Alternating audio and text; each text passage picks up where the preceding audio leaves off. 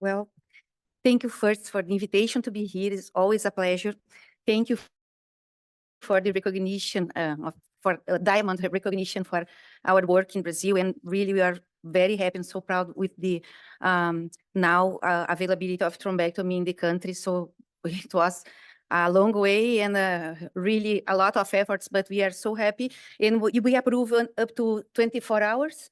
So it's wonderful, and our new trial will help us to increase the access to the entire population. So thank you very much. Well, I will talk about the partnering with the World Health Organization and other global organizations for acute stroke treatment access. Disclosures. So our vision, a life free of stroke, and our mission to reduce the global burden of stroke, acting in the continuum of care, prevention, acute care, and rehabilitation. And our priorities for 2023-2026, the main priority is implementation. Really have partners to help us to implement the stroke care globally. We know the biggest challenges in stroke care. We already talked about this: awareness of population too low, untrained pre-hospital or not included in stroke network, few hospitals organized to assist acute stroke care, mainly in low and middle income countries, stroke services with partial implementation of the recommended protocols and structure, including the basic low-cost protocols as swallowing assessment, sugar fever, and early mobilization. Lack of rehabilitation inside and outside the hospital. This is a huge gap in the world. Lack of etiological investigation and evidence-based secondary prevention. Lack of national plans for the stroke in public health system, and high cost of treatments. And how to face these challenges. Dilip already talked about this paper that is very important for us. We evaluate the global situation, evaluating surveillance, prevention, acute care, and rehabilitation in more than 300 countries. Sorry, more than 300 hospitals, 84 countries. And based on the findings, we identify and prioritize the highest grade of recommendations supported by the highest level of evidence, and we suggest how to implement each one of these this evidence, and Dilip participate together with us. It's very important and really is very comprehensive document and can help a lot. We launched the implementation task force, trying to solve this and to create a global team to help people to implement stroke care. So this meeting last year, we had 30 countries, 5 continents, 50 specialists, but we have more than 100 members linked with the others in the region to help us to implement stroke care. And we have our future leaders, 57 professionals, young professionals, globally distributed, that are helping in their region to implement stroke care too. Several people here is guys together with us, but we have a lot of people contributing. And for acute care, we are using the classification we use for the World Stroke Organization roadmap, the services as minimal, essential, and advanced. Essential is the center with acute care, thrombolysis, doctors trained for thrombolysis as minimal, advanced plus mechanical thrombectomy and neurosurgery, and minimal all services without reperfusion treatment. So we use to classify the online roadmap that can help the center to evaluate the situation and to see what they need to implement to improve their status in that level and to upgrade to a highest level. So this can help a lot. We have now more than 800 centers that use the roadmap to help them in the organization. We have also expert advice for implementation in different parts of the world. Usually the country contact us asking for help. Can be the hospital, can be the society or the government asking for help and how to evaluate the situation and start implementation. To ensure the implementation of everything that is evidence-based in the hospitals and to decrease the gap of lack of implementation of to know that need to be there, we launched the certification of stroke centers. This is a partnership with MT 2020. And I would like to thank Santi Ortega that worked hard to help us to build this program. We launched in Latin America, 13 countries, working with societies, regional societies, country societies, and some Ministry of Health to set up the program and to organize external and internal committee to visit the hospitals, because the program, we visit all hospitals.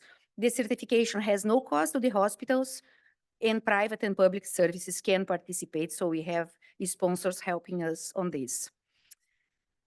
Well, after application in the platform, they need to have 100% of mandatory elements that were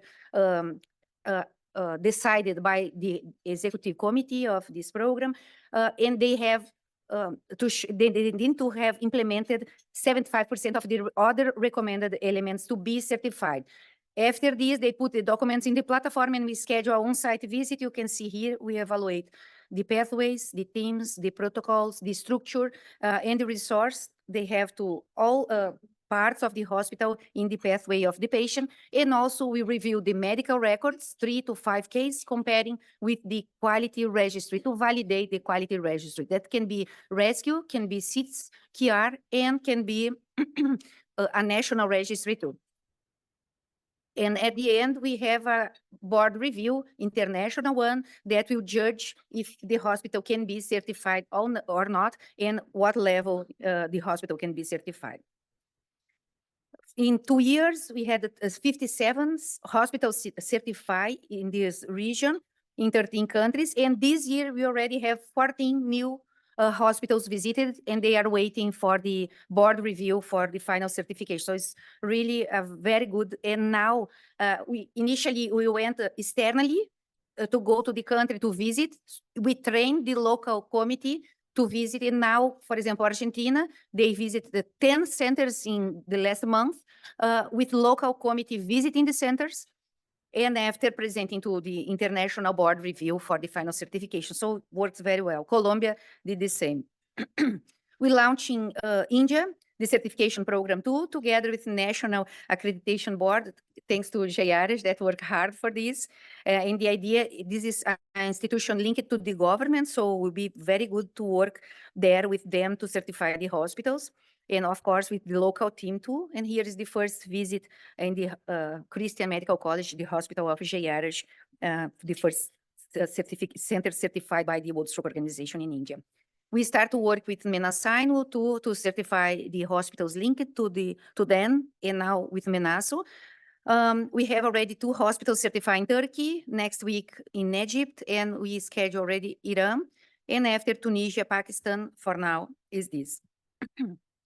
These hospitals are recognizing our meetings.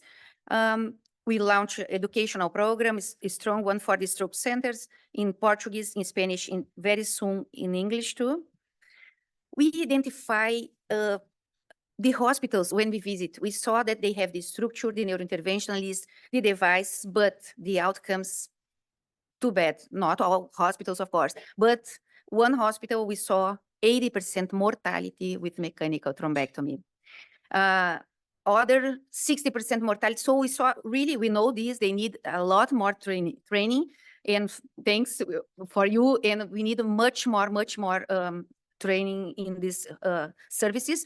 What we did trying to help, when we visit the hospital and we saw the needs, Violisa coordinated this, we organized 1 week of specialists there in the city with lectures and reviewing the case, discussing the case that were bad outcome, and also available 24/7 to go together for thrombectomy to see and to help them in real time, and really works very well. Boris did the same. Thank you, Boris, that organized in Medellin, and I know that was a success.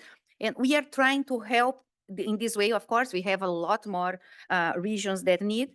So here was in Mexico, we did one in India. India, I'm sure that they need a lot because a lot of people, but we are trying to contribute at least in regions where we are going. Well, we are discussing with government. Since 2018, we organized ministerial meetings trying to put the ministers or the representatives of Ministry of Health together with the stroke specialists. First, we show them what need to be implemented in all levels of care. After, we hear from them what's the situation in the country, the minister or the representative show us how is prevention, how is acute care, if they have stroke centers, if they have thrombolysis, thrombectomy, and also rehabilitation. All then present, and after we discuss how we can improve with other days, with workshops, discussing each region or each country, how to improve, evaluating the gaps and how to improve. This first one, we generated the Declaration of Gramado, signed by the 13 countries, the representatives, with a commitment to follow these steps to implement everything that is evidence-based, including research, and really works very well. In Latin America, they follow until now this declaration of Gramado. Several countries follow, trying to implement what was recommended here. In 2020, we create the World Stroke Organization Global Stroke Alliance. The idea is to put all initiatives together, researchers, health professionals, health managers, scientific societies, private and public hospitals, industry, and patients associations. Join efforts to work in the same direction to improve implementation. Is a meeting only for implementations. It was in Rio de Janeiro, the day where pandemic exploded. We were there in the second ministerial meeting in Latin America. We can review, and we saw in 2 years, first ministerial meeting 2018, second one 2020, we saw a lot of progress in the region. Here joined the Angels Initiative because they start to work in the region, and was amazing the improvement because of them, multiplying our efforts. And really works this approach with governments, because after the meeting, several of them asked for our help to improve the situation.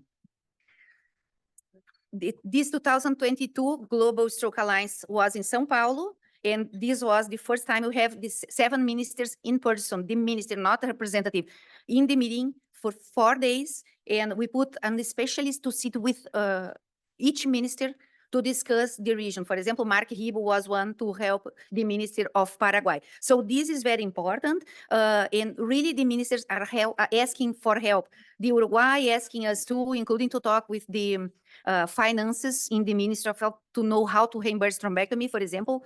So really, and one minister stimulate the other to participate and to create a program. So really is working. We had in India, you were there together. Thank you very much, because you help us a lot to invite people. So in India, of course, Irish invite a lot of people and health managers there too.